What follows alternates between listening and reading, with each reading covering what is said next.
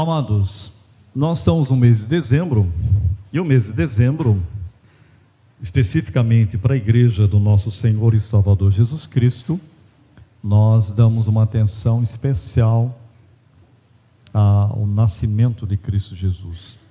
Na verdade, a igreja do Senhor Jesus, ela dá atenção os 365 dias do ano. Quanto a isso eu não tenho dúvida nenhuma. Por isso que nós nos reunimos todos os domingos. Nos reunimos em escola dominical, nos reunimos agora, às 18h30, e quando temos oportunidades nos outros momentos, nos reunimos sempre para o quê? Para adoração, para o louvor, para a comunhão uns com os outros, como nesse momento, A igreja de Cristo, ela não pode ser comparada a um clube, queridos? Clube, você paga uma mensalidade, Clube, você tem amigos, de fato, Mas pode ter certeza que num clube você não tem amigos para todas as horas da vida. Na igreja você tem. A igreja é um organismo, a igreja de Jesus. Ela é um corpo vivo, tanto é que o apóstolo Paulo fala muito sobre isso, Da mesma forma como a igreja de Jesus está esperando a volta de Cristo já há praticamente 2000 anos e pouquinho, Antes de Jesus Cristo vir a primeira vez, a igreja do Antigo Testamento, ou o povo de Deus, recebeu várias profecias de que o Messias viria.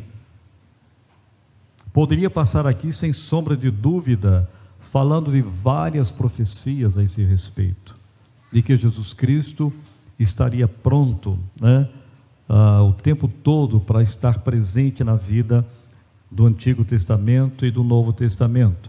Eu quero convidar você a abrir a palavra de Deus no primeiro livro da Bíblia, e nós vamos ler apenas um versículo, capítulo 3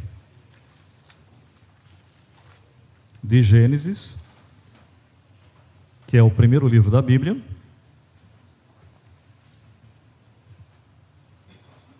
Apenas um versículo, o versículo de número 15.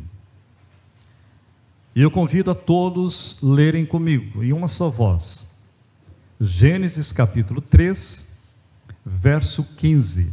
Vamos todos juntos? Porém, inimizade entre ti e a mulher, entre a tua descendência e o seu descendente. Este te ferirá a cabeça, e tu lhe ferirás o calcanhar. Daqui para frente vem toda a profecia a respeito do Messias, a respeito desta semente que nasceria. Daqui para frente você vai ver Deus levantando profetas, Deus levantando homens, Deus escrevendo a história para que Jesus Cristo viesse ao mundo. Deus prepara um povo, a esse respeito. Lá no Novo Testamento, abra sua Bíblia no Evangelho de Lucas, Evangelho de Cristo Jesus, escrito pelo médico Lucas. Abra lá no capítulo de número 4, Lucas capítulo 4.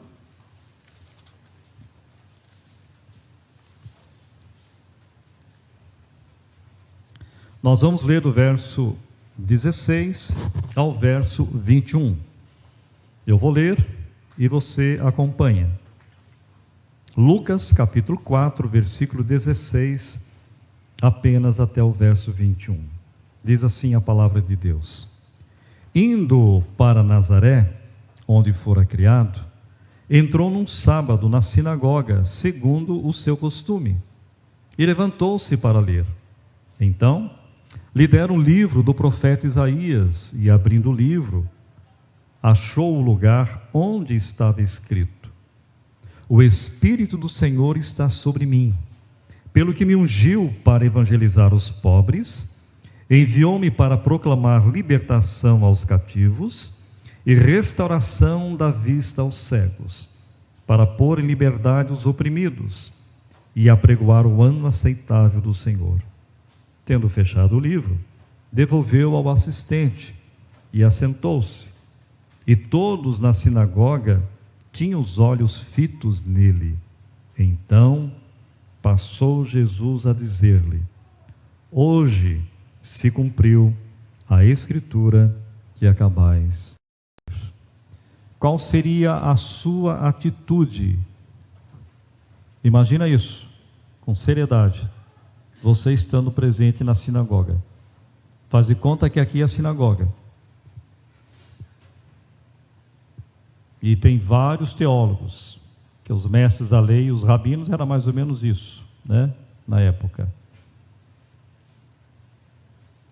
E vem aqui um profeta, Jesus, e ele diz isso. Qual a reação que seria sua? Você é um mestre da lei. Você conhece tudo a esse respeito. O que você ia fazer? O que você ia falar? É bom pensarmos sobre isso. Hoje está cumprindo a Escritura. O que Jesus quer dizer com isso? Que desde Gênesis capítulo 3, versículo 15, tudo está se cumprindo nele. Ele é o verdadeiro profeta, o verdadeiro rei e o verdadeiro sumo sacerdote. É o que a Bíblia ensina para nós. É este Jesus que eu espero na sua segunda volta.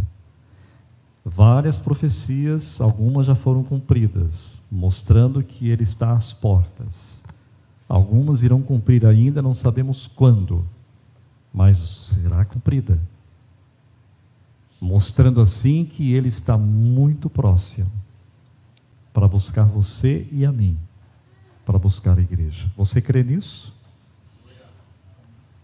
Não esqueça, Jesus pode voltar esta madrugada, ou Jesus pode levar você. Nunca esqueça isso. Por isso que eu e você precisamos aprender a viver o Evangelho de Cristo como se fosse o último dia da nossa vida. Pode ter certeza disso.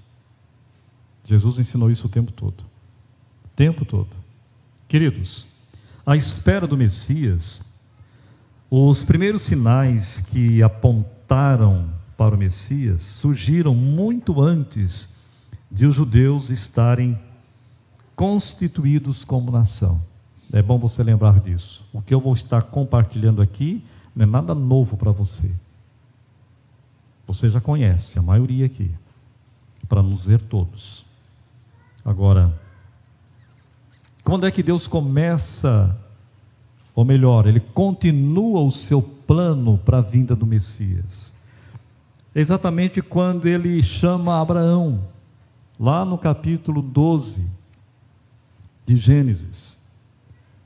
Sai da tua terra, lá de Ur dos Caldeus, da capital, era uma cidade na época muito grande. Sai e vai para uma terra que eu vou te mostrar.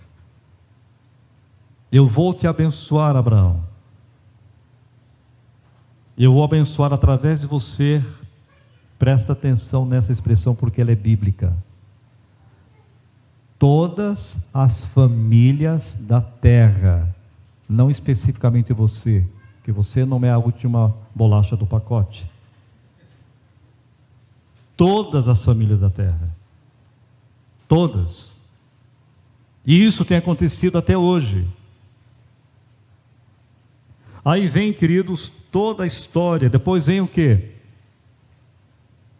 Abraão, as promessas que Abraão teria o quê? Uma família grande. Mas como que eu vou ter uma família grande se eu não tenho filhos, eu estou com 75 anos e a minha mulher é estéril? Será que o senhor não sabe disso? E Deus começa a criar na vida de Abraão e na vida de Sara. Sabe o que, meu querido irmão? A fé. Deus começa a criar na vida desse homem, aprender a esperar, aprender a crer no Deus do impossível. Aprenda isso, Abraão. Sara, infelizmente, e Abraão, infelizmente, no meio do caminho, achou que a coisa não ia acontecer. Sara fala o que para Abraão? Olha, pode dormir aí com a minha escrava, minha serva Agar, já que eu não tenho filho, você não tem condição de dar filho para mim também, eu também não tenho condição de dar filho para você, então você pode ir dormir com ela, e eu vou me satisfazer em ter um filho por intermédio dela. Isso não é de Deus, queridos. Nunca foi e nunca vai ser. Quando você procura atalhos do que Deus fala na Bíblia, nós vamos ter problemas. Quando Deus fala para nós esperarmos, é para esperarmos. Por isso que a Bíblia fala o tempo todo que nós devemos aprender a esperar, confiar, crendo que nós vamos receber. Mas nós vamos receber não de acordo com o que eu quero, com o que eu penso, mas é de acordo com o que Deus pensa, porque Ele conhece o dia de amanhã, Ele conhece o minuto depois daqui, que nós não conhecemos. Amados, aqui Abraão, depois acontece toda a história, depois Deus ainda começa a falar com ele: olha, daqui 1 ano eu vou aparecer para você e você vai ter um filho com Sara. E você conhece a história toda, não vou me delongar aqui para você não ficar cansativo, porque você conhece. Depois vem Isaque. As mesmas promessas que Deus deu a Abraão, deu ao seu filho Isaque. As mesmas promessas que Deus deu a Isaque, o filho da promessa, que não foi Ismael, mas Isaque. Deus faz as promessas para Jacó e não para Esaú. Percebe como Deus trabalha a eleição, que foi falado hoje pela manhã aqui, sobre os 5 pontos do calvinismo, que claro que não falamos sobre os 5, mas apenas fizemos uma introdução a esse respeito. Deus está está escrevendo a história. É Ele que conduz a história, é Ele que conduz para onde Ele deseja, para onde Ele planejou antes da fundação do mundo. Amados, Jacó, você conhece o nome, né? O significado, e você sabe que o significado dele é esse mesmo que você está pensando, é muito feio, né? Pode falar sem medo, pensar, não precisa falar, né? Mas só pensa. Significa o quê? Suplantador, enganador. Imagine só aonde Deus trabalha e como Ele trabalha. Interessante que com Jacó, Deus não trabalha literalmente com os filhos todos que Ele tem, vai trabalhar exatamente com o filho mais novo, os 2, né? Porque depois vem outro, né? Com José. José deveria ser um homem, um jovem, bastante complicado para todos os irmãos ter ciúmes dele. Mas você sabe por que os irmãos todos tinham ciúmes de José, não sabe? Se não sabe, vai ficar sabendo, se não lembra. Jacó fez a besteira de sempre falar que José era especial. Em outras palavras, eu amo mais a José do que os outros, porque o texto vai mostrar isso. E José, com toda a infantilidade, adolescência e juventude que tinha, ele não se percebeu de que os irmãos tinham ódio dele por causa disso. Ao ponto de quando um dia o pai fala com ele assim: olha, você vai lá ver como estão os seus irmãos e me traga notícia. E quando ele chega lá longe, os irmãos falam: olha, lá vem o tal sonhador, vamos matá-lo, quero ver o que vai dar os seus sonhos. Mas todos os sonhos, não é o sonho que você tem não, viu, querido? Toma cuidado com essa história aí. Falar: não, é porque Jacó sonhou, porque José sonhou e aconteceu, então também os sonhos que eu sonho vai acontecer. Toma cuidado, porque você pode sonhar coisas que você não vai gostar. E aí você vai falar assim: não, isso eu não quero que aconteça. Toma cuidado com isso. Queridos, o que aconteceu? Tudo aquilo que ele sonhou e que ele contou para os irmãos, literalmente aconteceu. Foi vendido como escravo. Depois de alguns anos, ele está lá onde? Sendo o segundo homem do Egito, depois de Faraó. Como Deus escreve a história de maneira perfeita. Há um ditado terrível, que eu nunca concordei com ele, espero que você não concorde, porque está errado, não é bíblico, que Deus escreve certos por linhas tortas. Não, queridos. Deus escreve certo por linhas certas, porque Ele é perfeito, Ele é santo, Ele sabe muito bem o que está fazendo, o porquê Ele está fazendo e a quem Ele está fazendo. Meu querido irmão, minha querida irmã, toda essa história, você vai perceber de que está sendo acompanhado o quê? Profecias e mais profecias a respeito da espera do Messias. Aí vem a história dos reis, vem os tipos de reis que vão apontando para o Senhor Jesus Cristo. Davi, o rei Davi é um dos exemplos, tipo de Cristo, que depois o apóstolo Paulo vai testemunhar isso lá no livro de Atos, que Davi era o homem segundo o coração de Deus. Amados, cerca de 15 séculos depois, aparece João Batista, pregando e explicando aos judeus que estava próximo o reino de Deus. De uma forma geral, queridos, todos os rituais de sacrifício de animais em favor do perdão de pecados registrados no Antigo Testamento continham o princípio da substituição, e todos eles apontavam para quem? Para Jesus. Todos eles. É por isso que nós falamos sempre, orientamos a igreja, para que você leia as Escrituras, medite nela, ore, e leia aqueles livros que você não está acostumado a ler das Escrituras. Por exemplo, Levítico, que fala muito das leis cerimoniais, das leis sacrificiais. Você só vai poder entender o livro de Levítico, sabe, lendo qual outro livro do Novo Testamento? Hebreus. Leia isso, querido, para você compreender aquilo que a gente está compartilhando aqui da palavra de Deus. Então, todos os sacrifícios instituídos por Deus, é bom fazer essa ressalva, né? Para o povo judeu, para o povo de Israel, todos eles apontavam para a pessoa, para o ministério depois de Cristo Jesus. Por isso que Jesus diz aqui no Evangelho de Lucas, lá no versículo de número 21, então passou Jesus a dizer-lhes: hoje se cumpriu a Escritura que acabais de ouvir. Amados, a pregação do Senhor na sinagoga de Nazaré contém alguns elementos muito importantes. Primeiro deles, o texto vai dizer aqui para nós: o Espírito do Senhor, que é o Espírito Santo, queridos, viu? Está sobre mim, porque Ele me ungiu.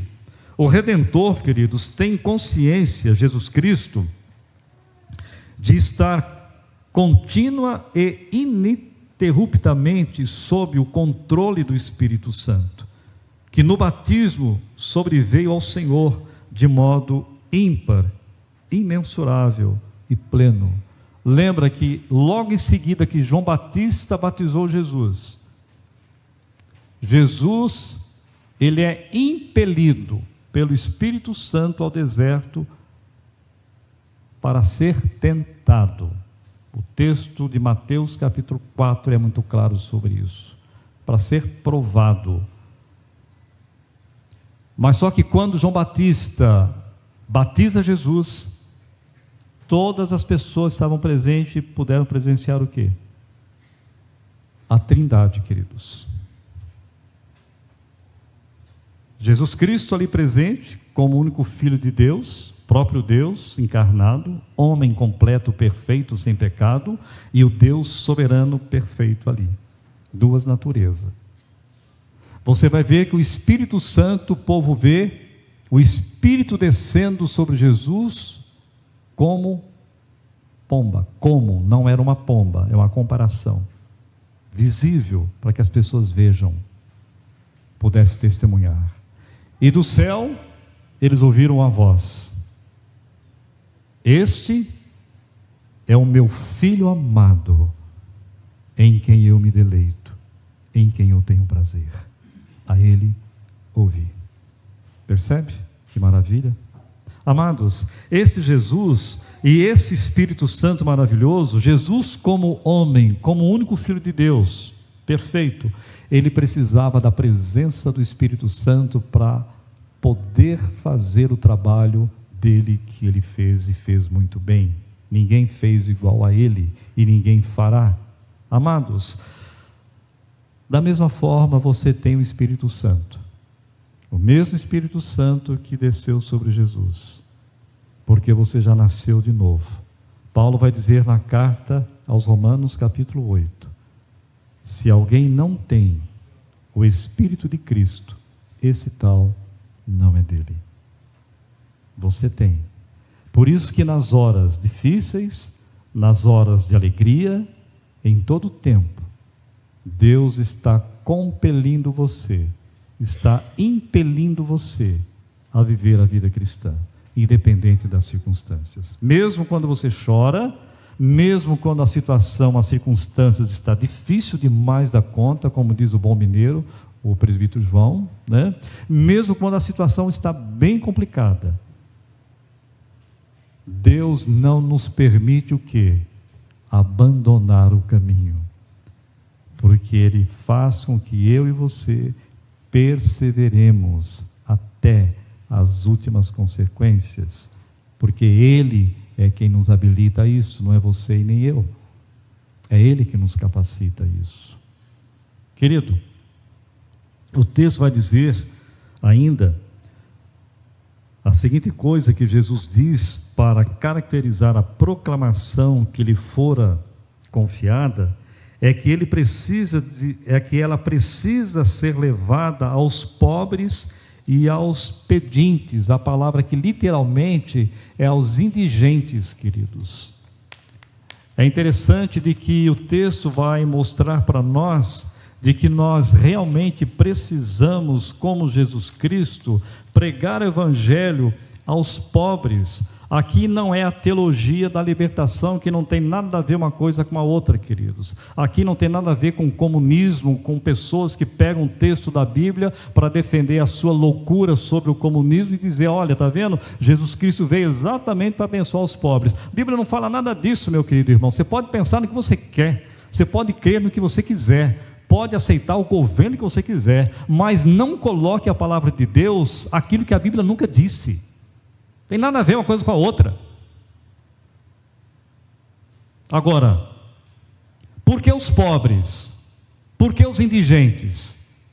Primeiro, porque em todo o tempo, depois da queda do pecado, se tem pessoas que são cada vez mais sofridas nesse mundo por causa da queda, é a pessoa que não tem recursos, por N situações. Primeiro, por causa do próprio pecado do coração do ser humano. Segundo, porque eu quero ser melhor do que você. Se você é pobre, o problema é teu. E assim vai. Agora, amados, Jesus Cristo, ele vem totalmente o inverso daquilo que o próprio judeu esperava. Os judeus esperavam do Messias de que jeito? Lembra? E, infelizmente, alguns judeus até hoje estão esperando assim. Eles esperavam um Messias montado num cavalo branco, não estou exagerando não, viu? Um rei muito forte, mais do que qualquer outro rei da época, para destruir os seus inimigos e livrá-los da escravidão política. É muito pouco, queridos. Jesus Cristo não foi para isso. É interessante que Jesus dá uma palavra muito séria, e ele faz não é um teatro que Jesus Cristo fez, mas Jesus, o que ele fez é para que as pessoas refletissem e pensassem. Como é que Jesus Cristo entrou em Jerusalém? Num jumento, queridos, num cria de animal. E todo mundo ali estava o quê? Gritando, louvando, Hosana, Hosana, ao que vem em nome do Senhor. Que tristeza depois, quando você lê todo o texto, literalmente depois de uma semana daquilo ali, o mesmo grupo que estava ovacionando como rei, estava ovacionando: crucifica-o, crucifica-o. Amados, Jesus pregou sim aos pobres, mas pobre aqui não tem a ver literalmente com a questão de pobreza material, queridos, aqui que é o X da questão, é a pobreza espiritual. Essa é a pobreza espiritual. Você vê isso nas bem-aventuranças, lá no capítulo 5 de Mateus. Bem-aventurados os pobres de espírito, porque dos tais é o reino de Deus. O que é ser pobre de espírito, querido? Já preguei aqui algumas vezes sobre as bem-aventuranças, não vou repetir aqui longamente, pode ficar tranquilo quanto a isso. Mas o que significa ser pobre de espírito? O que significa ser feliz, bem-aventurado os pobres de espírito? Queridos, é a pessoa que tem aquele quebrantamento, o reconhecimento: Deus, quem sou eu? Eu não sou nada. Sem a tua graça, sem a tua misericórdia, eu não sou nada. Você pode ser muito rico, você pode literalmente ser muito pobre materialmente falando, mas os dois, tanto o rico como o pobre materialmente falando, têm a mesma consciência, pobre de espírito. É isso que Jesus Cristo veio fazer. E é isso que os fariseus não entenderam. É isso que muitos judeus não entenderam e até hoje não entendem. Que eu e você precisamos aprender a ser pobres de espírito, a nos quebrantar o tempo todo, a pedir misericórdia. Deus, se eu estou vivo hoje, se eu tenho salvação, se eu tenho perdão dos meus pecados, se eu tenho a presença do Espírito Santo, é porque a tua misericórdia dura para sempre. Diz o texto que Jesus Cristo veio para proclamar libertação aos cativos. A libertação aqui, queridos, é a libertação da escravidão do pecado. Jesus vai dizer isso lá no Evangelho de João: se o Filho vos libertar, verdadeiramente sereis livres. Livres aqui é das garras de Satanás, queridos. Livres aqui do pecado. Hoje o crente em Cristo Jesus, quando peca, na sua maioria das vezes pecamos porque nós queremos pecar, queridos. É por isso que a palavra de Deus ensina o quê? Se arrependa. Jesus fala isso para a igreja dos Efésios, lá em Éfeso, a primeira carta, lá no livro de Apocalipse. Eu conheço as tuas obras, vocês doutrinariamente são muito bons, vocês não permitem entrar heresia na igreja de vocês, e etc, etc, etc. Só que eu tenho algo contra vocês, que vocês abandonaram, não perderam, é diferente, viu, queridos? Vocês abandonaram o primeiro amor. Arrepende-te, volta às primeiras obras, lembra onde vocês caíram, e volta às primeiras obras. Percebe? Essa carta é escrita para uma das igrejas mais fiéis do Novo Testamento, queridos, a igreja de Efésios, e que era doutrinariamente muito firme.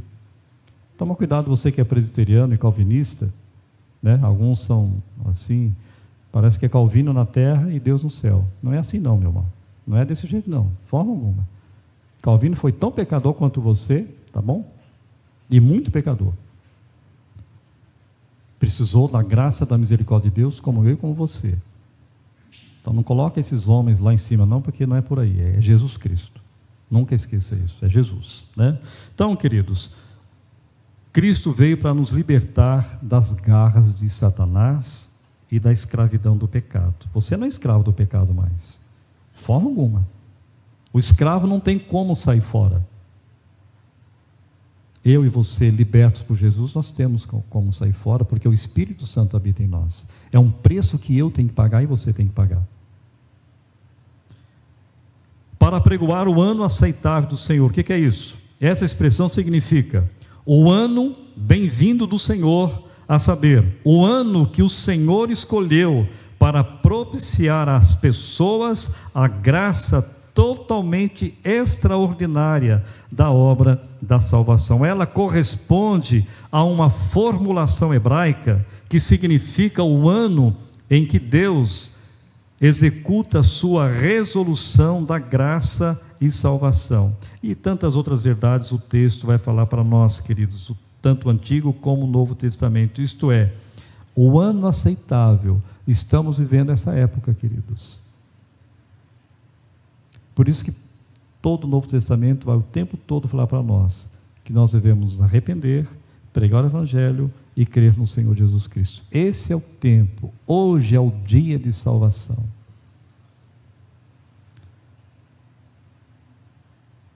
O Messias, queridos, estou encerrando aqui. O Messias ungido, o único Filho de Deus, as profecias todas a seu respeito estão se cumprindo nele. Alguns aceitaram entusiasmados, crendo no cumprimento da profecia sobre o Messias, como acabamos de ler aqui. Outros não. Muitos rejeitaram e até mesmo cheios de ódio. Quantas vezes tentaram matar Jesus Cristo? Há momentos que eles planejaram para matar literalmente Jesus, os rabinos, os mestres da lei, e Jesus, de uma forma milagrosa, consegue sair no meio desse povo, porque ele não ia morrer, não era dessa forma. O diabo tentou de todas as formas que Jesus Cristo não fosse para a cruz, porque ele sabia, se Jesus Cristo fosse para a cruz, as obras de Satanás e o próprio Satanás estava destruído. E foi o que aconteceu. Queridos, a conclusão é a seguinte, amados. Primeiro, o plano de Deus para a salvação e redenção do pecador ainda está em vigor.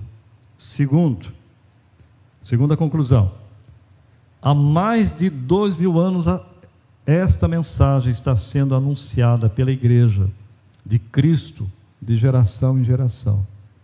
Não tem como, quando Cristo voltar, o mundo dizer: eu nunca ouvi falar do Senhor. Nunca. Terceira conclusão, anunciando que o Messias, o único Filho de Deus que já veio, nasceu de uma jovem mulher virgem, Maria, e de forma natural e sobrenatural pelo Espírito Santo. Natural e sobrenatural. O que você entende por isso? Sobrenatural, porque foi obra do Espírito Santo. Natural, porque nasceu como qualquer criança nasce. 9 meses no útero de Maria. Imagine só, o Rei da Glória, o eterno Deus, passar por essa humilhação, ficar 9 meses, depois nascer da forma como nasceu, tão pobre, literalmente, depois aprender a caminhar. Você nunca parou para pensar nisso? Você acha porque ele era Deus soberano, ele nasceu, já começou a falar: Maria, ô Maria, me dá aí o leitinho que eu estou com fome, está na hora. Não, queridos, normal, natural, como qualquer criança. Chorou, fez xixi, e aquilo que você tem medo de falar também, né? Fez também, né? Cresceu, adolescente, queridos, mas só que foi uma adolescência que todo adolescente devia olhar para Jesus nessa hora, viu, queridos? Ele estava conversando com os doutores da lei. Não que você é adolescente precisa conversar com os doutores da lei, não é isso não, tá? Mas é a visão que Jesus Cristo tinha do seu reino e do seu compromisso que ele veio. Quando seus pais percebem que ele não está junto, voltam e eles tentam dar uma dura em Jesus como adolescente. O que é que Jesus responde? Será que vocês não sabiam que eu tinha que estar cuidando das coisas do meu Pai? Percebe como Jesus Cristo, ele faz a divisão clara da sua natureza divina e da sua natureza humana. Impressionante. Várias vezes você percebe essas nuances assim de Jesus. Quarto, viveu aqui, pisou aqui, andou com os homens, passou por toda sorte de provação e sofrimento que nenhum outro já passou ou passará, pois era perfeito e não tinha pecado. Nós sofremos muitas vezes, presta atenção e não confunda o que eu vou dizer, tá? Muitas vezes sofremos por causa do nosso pecado. Jesus Cristo sofreu, perfeito que Ele era, por causa do meu pecado. Por causa do seu pecado, é bem diferente. O sofrimento dele é muito maior. Quinta conclusão: morreu dentro dos propósitos e planos de Deus, numa cruz, sendo considerado, queridos, um criminoso maldito. Sexta conclusão: ressuscitou para nossa justificação, está vivo e voltará para nos buscar.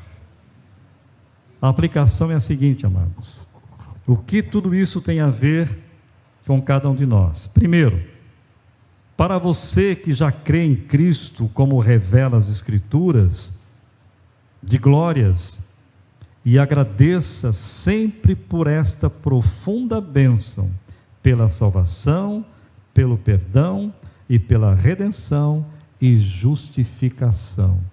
Ore nesse sentido, agradecendo, meu querido irmão, por causa de Jesus. Segunda aplicação para a nossa vida: para você que ainda não crê na verdade das Escrituras, você precisa de quebrantamento, se humilhar diante de Cristo, se arrepender de seus pecados e crer em Jesus Cristo como único e suficiente Salvador, antes que seja tarde. Terceira aplicação: o Messias já veio, querido irmão, cumpriu o plano de redenção. Não há outro Cristo a não ser o das Escrituras Sagradas. Nunca esqueça isso. Quarta e última aplicação para a nossa vida: a profecia que aguardamos é que Ele prometeu que voltará em poder e grande glória para buscar os seus e julgar os ímpios e incrédulos por toda a eternidade. Que Deus tenha misericórdia de cada um de nós. Que a igreja continue pregando com simplicidade a beleza de Cristo Jesus. Amém?